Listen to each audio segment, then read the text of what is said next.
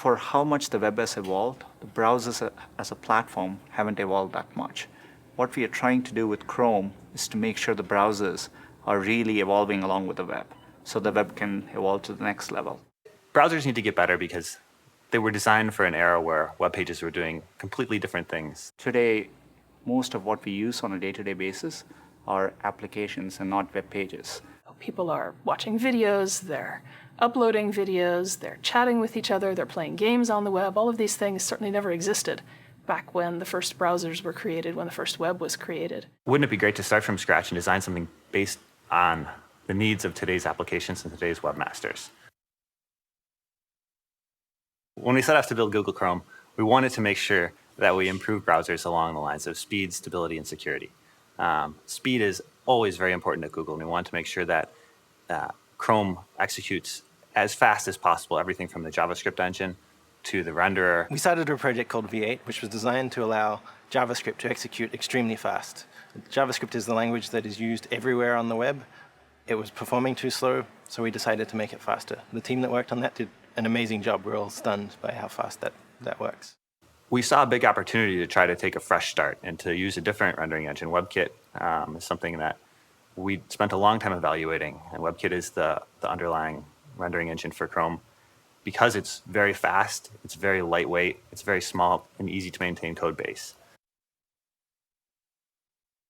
So we've worked really hard to keep the browser very fast, especially when it's accessing these very powerful sites, and also to keep it very stable. For instance, if you're doing something, if you're playing a game in one browser tab and it suddenly slows down a lot because suddenly you have 58 monsters on the screen you have to kill, your next tab over that's running your email isn't going to be slowed down by that. And so we came up with this system whereby each web app would be run in its own environment, isolated from the others. And this allowed us to make them more robust. Other browsers, what might happen is the entire browser would crash. So you lose your online banking session, you lose that document that you were editing, you lose everything. In Google Chrome, if one tab goes down, the other tabs will stay up.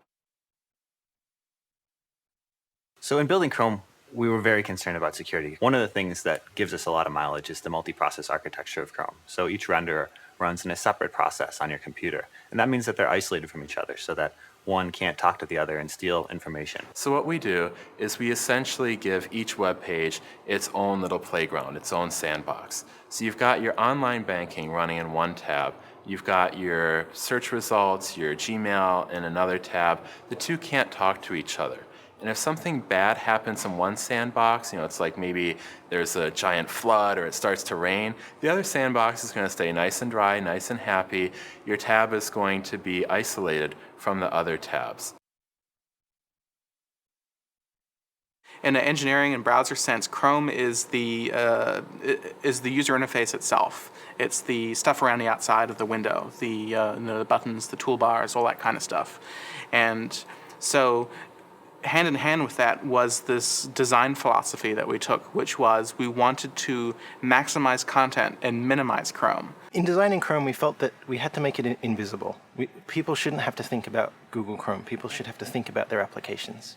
And in this process, we have taken a very minimalistic approach, just like Google.com. If you think of the white page in Google.com, we have tried to do the same with the browser. From top to bottom, we designed the interface to make sure that it was as efficient and clean as possible.